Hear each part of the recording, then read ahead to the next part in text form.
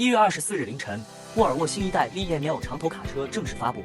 该车是沃尔沃北美旗舰卡车，新车对外观造型进行了更新，引擎盖尺寸进行了缩减，带来更好视野。前格栅采用平行饰条，与沃尔沃车标统一。新款 LED 大灯形似回旋镖，提升了辨识度。新一代沃尔沃 VNL 提供4种外观套件，素车、镀铬、熏黑均可满足。前风挡采用大曲铝弧面造型，取消遮阳板，空气阻力更低。